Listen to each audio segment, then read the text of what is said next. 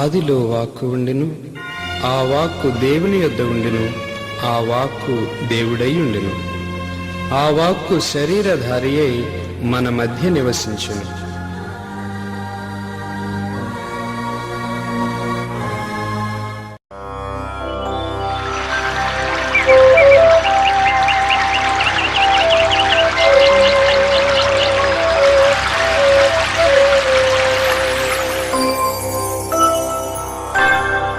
దైవ ఉనికిని చాటు నిబంధన మందసమా, దైవ వరములనిచ్చు దీవెన పాత్రమా, సకల వర ప్రసాదములనిచ్చు పరిశుద్ధాత్మమా,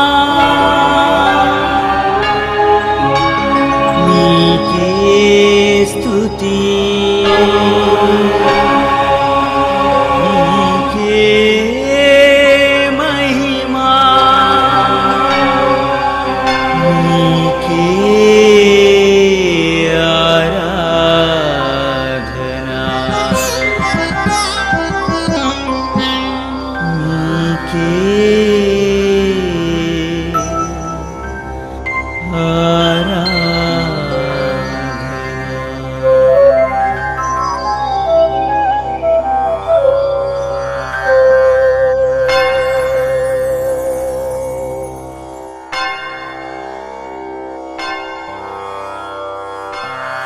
నిబంధన మందసమును ఈ ఆధ్యాత్మిక కార్యక్రమాన్ని వీక్షిస్తున్న మీ అందరికీ శుభాభివందనాలు. త్రియేక దేవుని శుభాశిస్సులు. ప్రభుని యందు ప్రియులకు సహోదరి సహోదరులారా, ఇప్పటి వరకు ద్వితీయోపదేశము నుండి 13 అధ్యాయాలను మనం ఆలకించాం. ఈ రోజున 14వ అధ్యాయం నుంచి మనం ప్రారంభించుకుందాము. ముఖ్యంగా ఈ 14వ అధ్యాయము 2వ వచనమును మనం ధ్యానం చేయడానికి మనం ప్రయత్నం చేద్దాం. 14వ అధ్యాయము 2వ వచనము, మరియు యెహోవా భూమి మీదున్న సమస్త జనములలో విశేషముగా తనకు స్వకీయ జనమగునట్లు నిన్ను ఏర్పరచుకొనెను. ప్రియులారా, ప్రార్థించుకుందాం. కృపా సత్య సంపూర్ణులైన మా దేవ, ప్రపంచమందున్న ప్రజలందరిలో మీరు ఎన్నుకొనిన జాతి ఇజ్రాయేలీలు. వారి ఎన్నిక ద్వారా మీరు లోకాన్ని దీవించారు, లోకానికి యేసయ్యను అనుగ్రహించారు. యేసయ్య రక్షకుడిగా అంగీకరించిన ప్రతి ఒక్కరికి మీరు దత్తపుత్రులయ్యే భాగ్యాన్ని అనుగ్రహిస్తున్నందుకు మీకు వేలాది స్తోత్రాలు. ఈనాడు ఆ యొక్క ఎన్నిక గురించి మాట్లాడేటటువంటి జ్ఞానమును నాకు అనుగ్రహించండి. నా పెదవులను శుద్ధి చేయండి. ఆలకించుచున్న ఈ బిడ్డలందరినీ ఆశీర్వదించి నూరంతలుగా ఫలింపచేయండి. ఈ మనవులన్నింటినీ మా నాథుడైన యేసయ్య నామమున వేడుచున్నాము తండ్రి, ఆమేన్. ప్రభునందు ప్రియులకు సహోదరి సహోదరులారా, ఇజ్రాయేలు ప్రజల యొక్క ఎన్నిక చాలా విశిష్టమైనదండి. అనేక మారులు గ్రంథమందు ప్రభు ఈ మాట చెబుతున్నారు, నేను ఎన్నుకున్న జాతి నా స్వకీయమైన వాళ్ళు, నా వాళ్ళు, యు బిలాంగ్ టు మీ. ఎందుకని ఈ ఇజ్రాయేలు ప్రజలను ఒక ప్రత్యేకమైన జాతిగా ఎన్నుకున్నారు అన్నది గనక మనము గమనించినట్లయితే, ఇజ్రాయేలు ప్రజలందరికీ మూల పురుషుడైనటువంటి అబ్రహాము యొక్క పిలుపు దగ్గరకు మనం ఖచ్చితంగా వెళ్ళవలసిందే. ఒక్కసారి నేను గ్రంథం నుండి మీకు చదివి వినిపిస్తాను, ఆలకించండి. ఆది కాండము 12వ అధ్యాయము 1వ వచనం నుండి మనం ఆలకిద్దాం. నీవు లేచి నీ దేశం నుండి, నీ బంధువుల యొద్ద నుండి, నీ తండ్రి ఇంటి నుండి బయలుదేరి నేను నీకు చూపించు దేశమునకు వెళ్ళుము.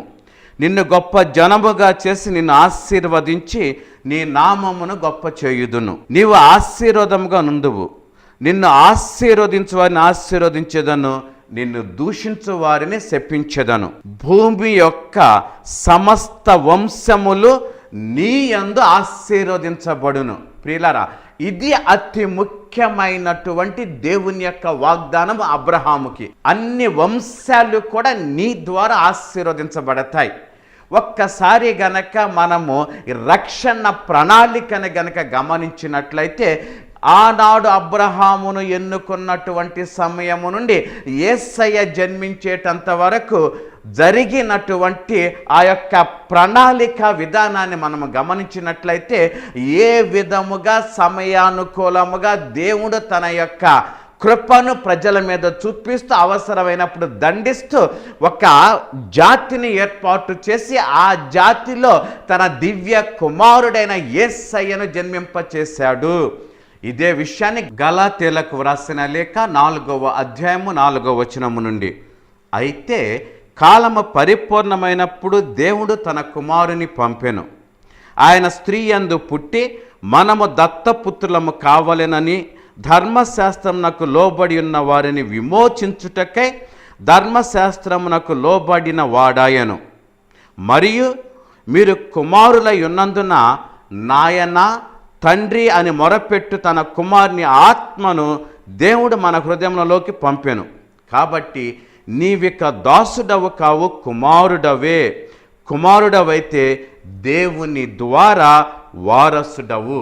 ప్రియులారా, ఆనాడు ఏదేను వనములో చేయవద్దన్న పని చేసి తినవద్దన్న పండు తిని లోకానికి పాపాన్ని తీసుకొచ్చిన ఆది తల్లిదండ్రులు ఆ పాప విముక్తులను చేసి తిరిగి దేవుని సన్నిధికి తీసుకురావటానికి ఒక ప్రణాళికను సిద్ధం చేశాడు. ఆ ప్రణాళికలో ప్రథమ వ్యక్తి ఎవరయ్యే అంటే అబ్రహాము. అసాధ్యమైన వాటి ద్వారా సుసాధ్యము చేస్తూ, అర్థము కాని విషయాలను నెరవేరుస్తూ, అర్థమయ్యేలా చెబుతూ దేవుడు తన ప్రజలను తయారు చేశాడు. ఉదాహరణకి అబ్రహాం యొక్క జీవితాన్ని తీసుకుంటే 75 సంవత్సరాల ప్రాయమందు అతనిని పిలిచి, నేను నిన్ను ఒక మహాజాతికి తండ్రిని చేస్తానన్నాడు. అసాధ్యమైనటువంటి ఆ వయసులో బిడ్డలు కలగటం అన్నది సాధ్యం చేశాడు దేవుడు. అందుకే అసాధ్యమైనటువంటి స్థితిగతుల నుండి దేవుడు ఒక ప్రత్యేకతను, ఒక విశిష్టతను తాను ఎన్నుకున్న ప్రజల ద్వారా నెరవేర్చాడు. ఆనాడు అబ్రహాముని పిలుచుకున్న దేవుడు యేసయ్య జన్మించటానికి ఒక కన్యకను ఎన్నుకున్నాడు, మరియా. కన్యక ద్వారా జన్మించటము అంటే సృష్టికే విరుద్ధము, సహజత్వానికే వ్యతిరేకము. అయినా అసాధ్యమైన దానిని సుసాధ్యం చేసి ఈ లోకానికి రక్షకుని మనకు అనుగ్రహించాడు.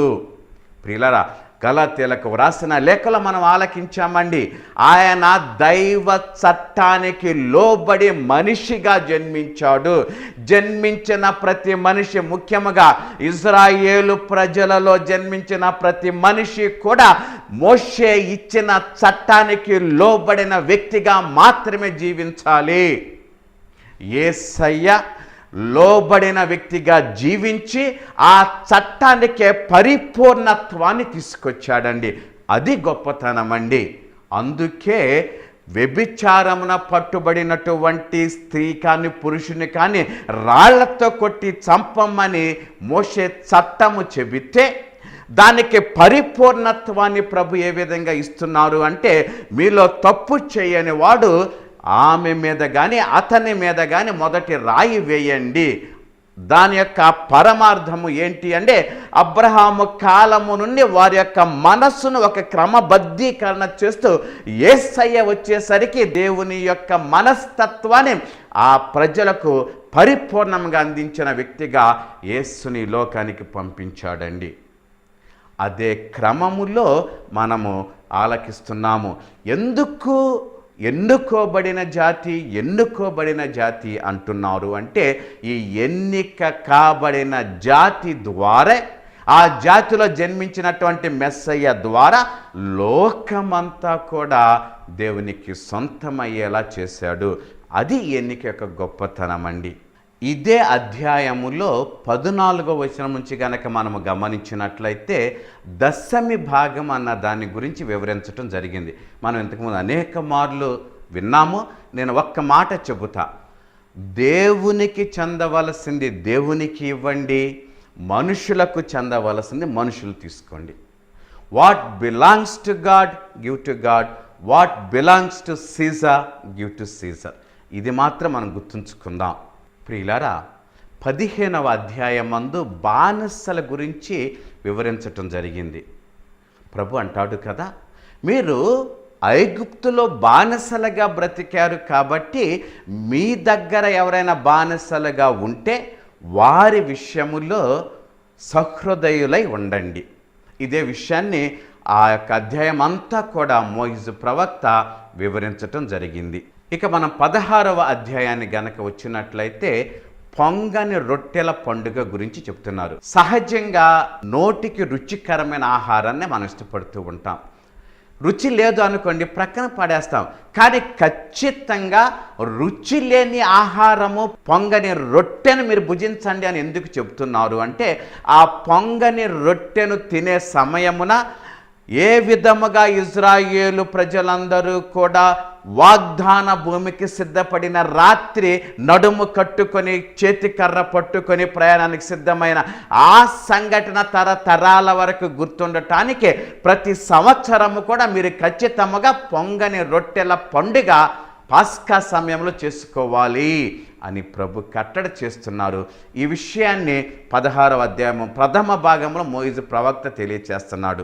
అదే విధముగా 13వ వచనం నుంచి గుడారముల పండుగ దాని యొక్క ప్రత్యేకతలు వివరించడం జరిగింది.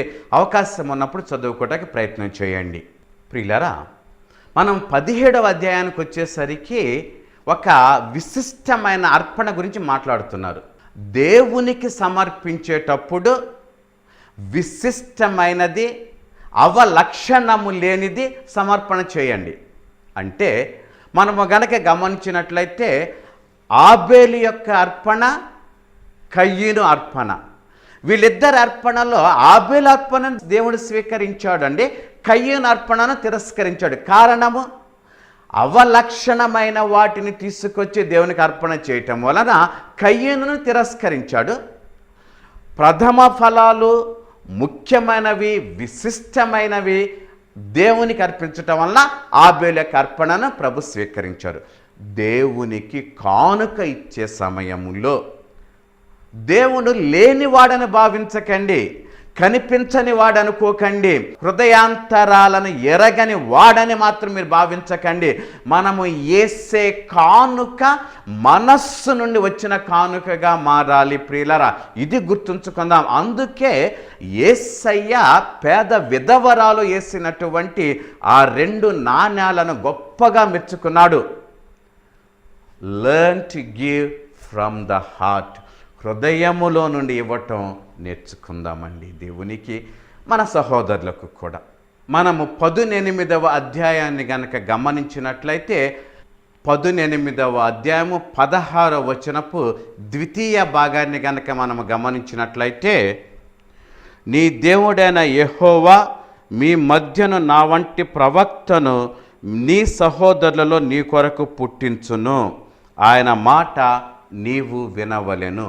ప్రియులారా, జన్మించబోయేటటువంటి మెస్సయ్య గురించి ఆనాడే మోషే ప్రవక్త ఆనాటి ప్రజలకు ఎరుక చేశాడు. 11వ వచనం గురించి కొద్దిగా మనం ఆలకిద్దాం.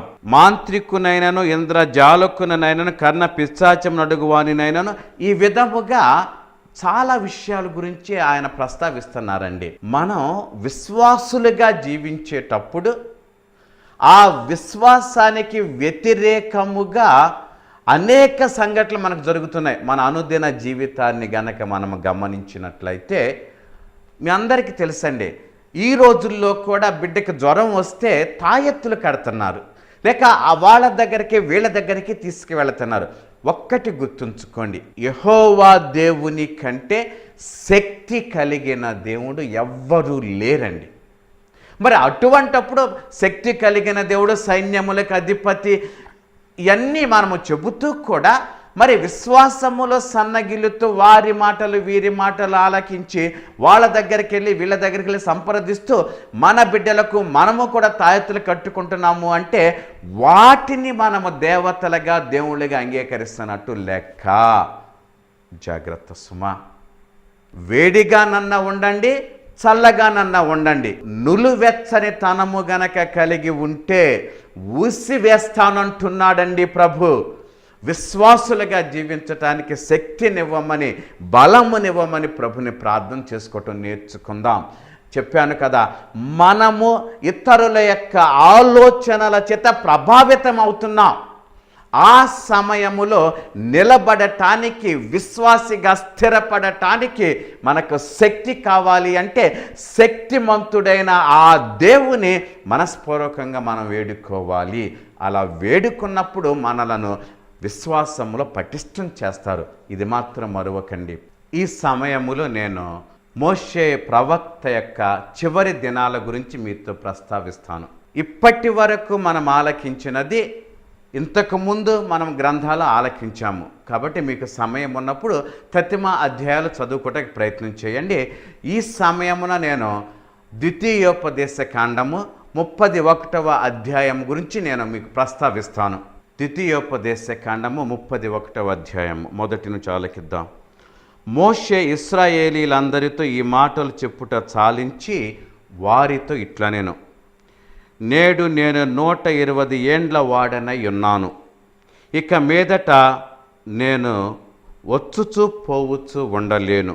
యెహోవా ఈ యోర్దాను దాటకూడదని నాతో సెలవిచ్చెను. నీ దేవుడైన యెహోవా నీకు ముందుగా దాటిపోయి ఆ జనములను నీ ఎదుట ఉండకుండా నశింపచేయును. నీవు వారి దేశమును స్వాధీనపరచుకొందువు.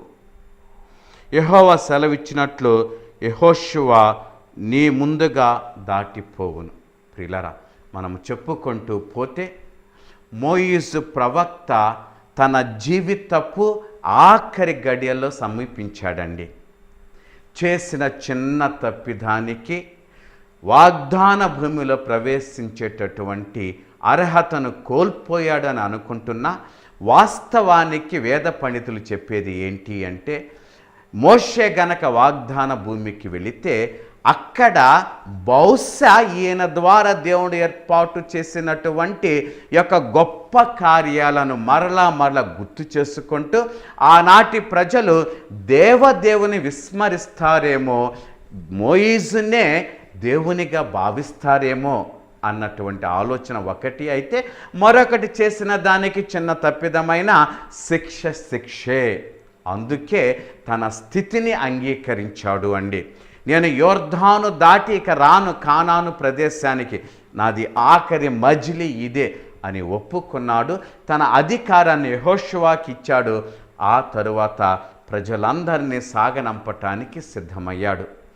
ప్రియులారా, ఒక్కసారి మనము మోషే ప్రవక్త జీవితాన్ని గనక గుర్తు చేసుకుంటే, జన్మించటానికి ఇజ్రాయేలు ప్రజలలో జన్మించిన, పెరిగి పెద్దవాడైంది ఈజిప్ట్ రాజసౌధములోనైనా, తన ప్రజల మీద ఉన్న ప్రేమ చేత ఒక వ్యక్తిని చంపటము ద్వారా భయపడి దాదాపు 40 సంవత్సరాల అరణ్యవాసము చేసిన, ఆ తర్వాత మరొక 40 సంవత్సరాలు ఇజ్రాయేలు ప్రజలందరినీ వాగ్దాన భూమి వరకు నడిపించిన, అంతా కూడా దేవుని యొక్క కనుసన్నలో జరిగేలా చూశాడండి. మహానుభావుడు, the greatest prophet ever lived on earth, Israel ప్రజలందరినీ కూడా ఒక జాతిగా తీర్చిదిద్ది ఒక క్రమమైన జీవితాన్ని ఏర్పాటు చేసి వాళ్ళ కష్టాల్లో పాలు పంచుకొని, వాళ్ళ ఆనందంలో పాలు పంచుకొని, వారికే తన జీవితాన్ని పరిపూర్ణ సమర్పితము చేసిన మహానుభావుడు మోషే ప్రవక్త. మొదటి 5 గ్రంథాలు ఆయన వ్రాసినవి అంటున్నాము. ఆది కాండము, నిర్గమాకాండము, లేవి కాండము, సంఖ్యాకాండము, మనం ఆలకించిన ద్వితీయోపదేశ కాండము. ఈ 5 గ్రంథాలు మోషే ప్రవక్త వ్రాశారు అంటున్నారు. ఇక ఆఖరిగా మోషే ప్రవక్త మరణం గురించి 2 మాటలు మనం ఆలకిద్దాం. ద్వితీయోపదేశ కాండము 34వ అధ్యాయము 5వ వచనము నుండి. యెహోవా సేవకుడైన మోషే యెహోవా మాట చొప్పున మోయాబు దేశములో మృతి నొందెను. బెత్స్పాయోరు ఎదుట మోయాబు దేశములోనున్న లోయలో అతడు పాతి పెట్టబడెను. అతని సమాధి ఎక్కడనున్నదో నేటి వరకు ఎవరికీ తెలియదు. మోషే చనిపోయినప్పుడు 120 సంవత్సరాల ఈడు గలవాడు. అతనికి దృష్టి మాంద్యము లేదు, అతని సత్తువ తగ్గలేదు. ఇజ్రాయేలీలో మోయాబు మైదానములలో మోషేను బట్టి 30 దినములు దుఃఖము సలుపగా మోషేను గూర్చిన దుఃఖము సలిపిన దినములు సమాప్తమాయెను. మోషే తన చేతులను నూను కుమారుడైన యెహోషువ మీద ఉంచి ఉండెను గనుక అతడు జ్ఞానాత్మపూర్ణుడాయెను.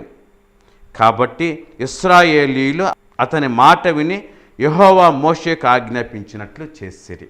ప్రభు మోషే ప్రవక్త ద్వారా చేసిన ఘన కార్యాలను జ్ఞాపకం చేసుకుంటూ అందరం కలిసి ఆ దేవదేవుని స్తుతించుకుందాం. స్తుతిల్లో మాతో ఏకీభవించండి.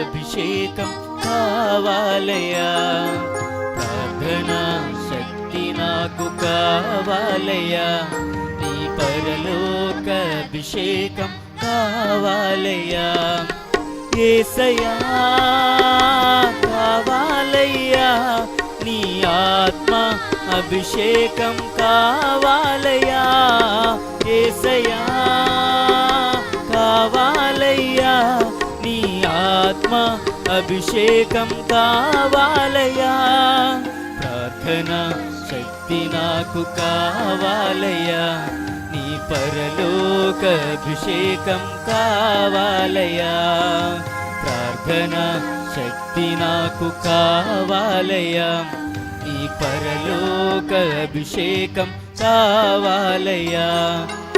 ఏలియా ప్రార్థింపగ పొందిన శక్తి నేను ప్రార్థింపగ దయచేయుమా, ఏలియా ప్రార్థింపగ పొందిన శక్తి నేను ప్రార్థింపగ దయచేయుమా, ప్రార్థించి నిన్ను చేరు భాగ్యమీయుమా, ప్రార్థించి నిన్ను చేరు భాగ్యమీయుమా, నిరంతరం ప్రార్థించ కృపణీయుమా, నిరంతరం ప్రార్థించ కృపణీయుమా, ప్రార్థనా శక్తి నాకు కావాలయ్యా, నీ పరలోక అభిషేకం కావాలయ్యా, ప్రార్థనా శక్తి నాకు కావాలయ్యా, నీ పరలోక అభిషేకం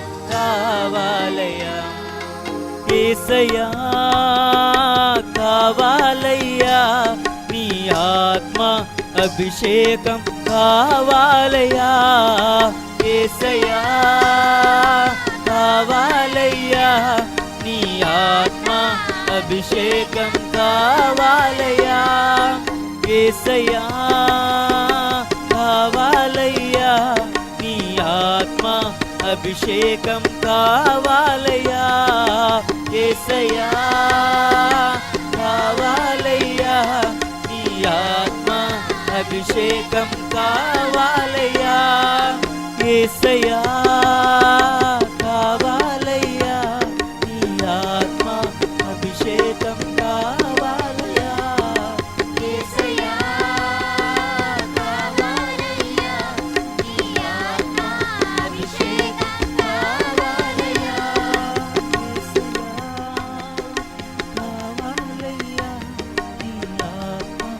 అభిషేకం కావాలయ్యా,